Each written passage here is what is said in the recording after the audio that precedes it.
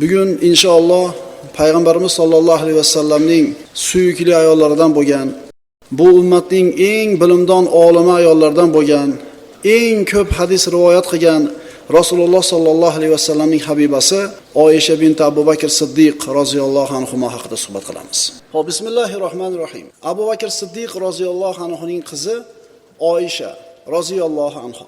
Rasululloh sollallohu alayhi vasallamning ayoli Oysha onamiz haqidagi so'zni Havla bint Hakimni hikoyasi bilan boshlaymiz. Rasululloh sollallohu alayhi vasallam Havla bint Hakim roziyallohu anhoni Abu Bakr Siddiq roziyallohu anhuning uyiga yubordi. Oysha roziyallohu anhoni Rasulullohga so'rashligi uchun. Birodarlar, nikoh kishilarni bir-biriga yaqinlashtiradi. Qabilalar, oilalar, nasl-nasablar mana shu nikoh muborak aloqa tufayli bir-biri bilan yaqin bo'ladi. Va mana shu aloqa eng muqaddas aloqalardan hisoblanadi. Havla bint Hakim shunday deydi. Rasululloh sollallohu alayhi vasallam meni Abu Bakr Siddiq roziyallohu anhuning uyiga yubordi. Men ularning uyiga bordim. Uyda Ummu Rummonni topdim. Oysha onamizning onasi. Men unga Alloh taolo sizlarning uyingizga xayriyat va barakani yog'dirdi dedim. Ummu Rummon qanday qilib dedi? Oyshani o'z nikohiga so'rash uchun Rasululloh meni sizlarning uyingizga yubordi dedi. Kimning nomidan savol cho'p kelyapti? Kimning nomidan? Kimi uyiga? Siddiq uyi. Payg'ambarlardan keyin yerni bosgan eng afzal inson Abu Bakr Siddiqning uyiga. Birodarlar, Siddiq maqomi nabiydan keyingi o'rinda turadigan maqom. Rasul, nabiy va Siddiq. Birodarlar, agar Alloh taolo ikkita oilani bir-biriga qarindosh bo'lib qolishligiga siz bilan bizni agar sabab qilsa, demak bizga xayriyatni ravo ko'ribdi. Ikkita musulmonni birlashib, musulmon bo'lgan oilani barpo qilishiga biz sabab bo'lgan bo'lsak va mana shu birlashgan oila, mana shu paydo bo'lgan oila islomda, iymonda e'tiqod tashlaydigan bo'lsa, shu oilani qoyim bo'lishiga sabab bo'lganlarga ulug' ajr bor. Payg'ambarimiz aytadilar, Imom Buxoriyning sahihlaridan, "Man yashfa shafa'atan hasanatan yakun lahu nasibun minha." Kim yaxshi shafoatga, bir yaxshi ishga shafoatchilik qilsa, bas unga shu ishdan nasiba bor dedi. Demak, bir yigit bir qizni, musulmon kishilarni farzandlarini nikohlanishiga sabab bo'lib qolsak, albatta bu katta savob bo'ladi va mana shu savobdan siz bilan bizga ham ulush bor. Birodarlar, mana shu oilaga sabab bo'ldik. Mehr muhabbat hukm surdi o'rtasida, iymoniy aloqalar hukm surdi ularning o'rtasida.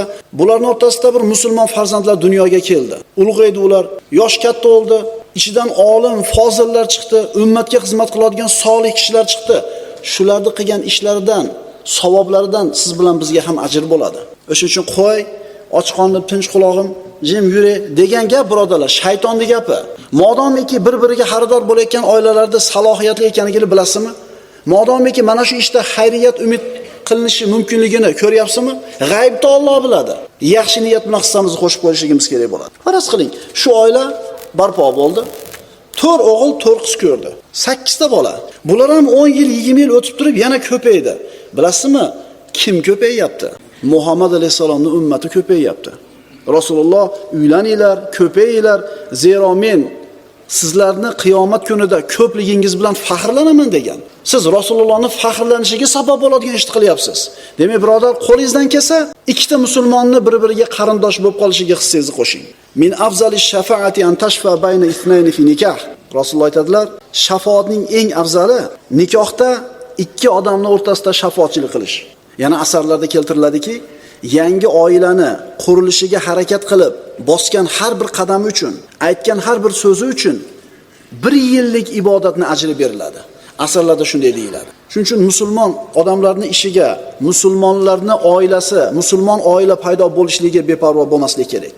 Payg'ambarimiz aytadilar, "Al-muslimu idza kana mukhalitan nas va yasbir ala adahum khayrun minal muslimi alladhi la yukhalitun nasa va la yasbiru ala adahum." Shunaqa odamlar bor. Jamiyatga qo'shilishni xohlamaydi. Yolg'izlikni yaxshi ko'radi. Odam suymaydi. Rasululloh aytibdilar, musulmon kishi odamlarni ichida aralashib yurib, ularning aziyatlariga sabr qilishi, odamlarning ichiga aralashmasdan ularni aziyatlariga sabr qilmagandan yaxshiroq deydi. Bir odam bor, aralashib yuradi, sabr qiladi, foyda keltiradi, chidaydi. Mana shu odam yaxshi, o'zini ajratib olgan, o'zining huzurni o'ylaydigan odamdan ko'ra.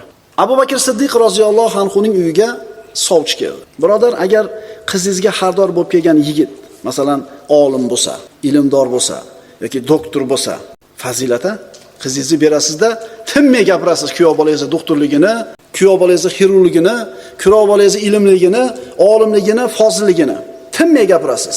Endi agar bu kuyov Sayyidul Xalq, rahmatan lil alamin Muhammad Mustafa sallallohu alayhi vasallam bo'lsa-chi, albatta Muhammad alayhisalomni Siddiqning xonadoniga kuyov bo'lishi Siddiq oilasi uchun juda ham katta sharaf edi.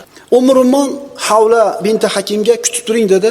Abu Bakr hozir keladi dedi. Shunda Abu Bakr Siddiq roziyallohu anhu keldi. Shunda Abu Bakrga qarab Havla, "Ey Abu Bakr, Alloh sizlarning uyingizga xayriyat va barakani yog'dirdi" dedi. Oyishani so'rab o'ziga, "Meni yubordi sizga" dedi. Rasululloh sollallohu alayhi vasallamning maqomi juda ham baland birodarlar. Abu Bakr Siddiq juda ham yaxshi biladi buni. Rasulullohga ayol bo'lishlikka Oyisha loyiqmikin dedi. Axir Muhammad alayhisalom meni birodarim-ku dedi. Havla Rasululloh sollallohu alayhi vasallamning oldiga qaytib borib so'zini yetkazdi. Rasululloh aytdi: "Irji'i ilayhi faquli lahu ana akhuka va anta akhi fil islam va ibnatuka tasluhu li farajat." Bu hadis Imom Ahmaddan. Rasulullohga bu so'zni yetkazganida payg'ambarimiz alayhisalom ularning oldiga qaytib borib ayting: "Men sizning birodaringizman. Siz ham mening islomdagi birodarimsiz.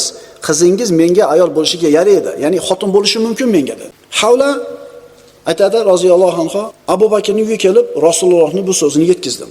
Abu Bakr quloq solib turib, "Men qaytib kelguncha kutib turing" dedi, chiqib ketdi ko'chaga. Abu Bakrning ayoli Havlaga tushuntirdi. Mut'im ibn Adi dedi. Oyishani o'zini o'g'li Zubayrga so'rab kelgan edi uyimizga, xaridor bo'lgan edi. Vallohi Abu Bakr va'da berib hali birovga xilof qilmagan edi dedi. Haqiqatan Mut'im ibn Adi o'g'li Zubayrga Oyshanamizni nikohlamoqchi edi. Abu Bakr Siddiq Mut'imning talabini eshitdi-da, indamagan edi, sukut qilgan edi. Ha ham demagan edi, yo'q ham demagan edi. Endi indamagandan keyin bu javob nimaga o'xshaydi? Rozilikka o'xshaydi. Endi mana shu masalani hal qilmasdan turib Abu Bakr payg'ambarimizga ha deb ayta olmaydi. Chunki narigilar xuddi bizga va'da bergan deb ishonib qolgan.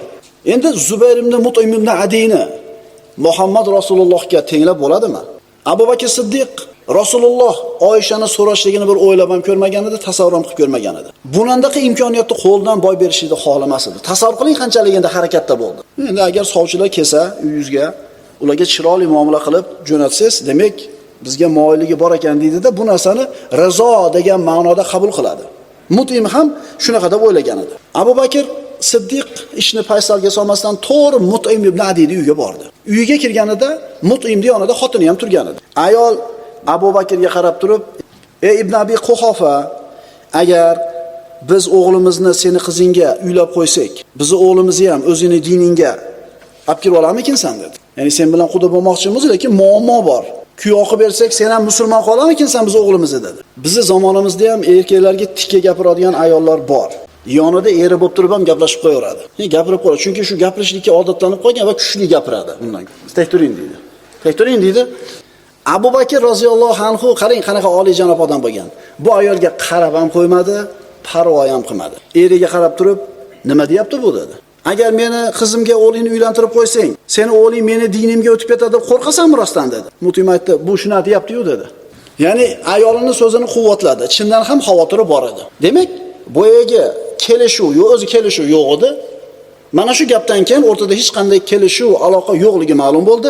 Abu Bakr yelkasidan yuk tushib, katta tashvishini qoldirib, Mut'im ibn Adiyning uyidan chiqdi. Abu Bakr Siddiq roziyallohu anhu uyiga keldida, Havlaga Rasulullohni chaqiring dedi. Chunki u davrlarda arablarning odatiga ko'ra xotib maxtubaning uyiga o'zi kelish kerak edi.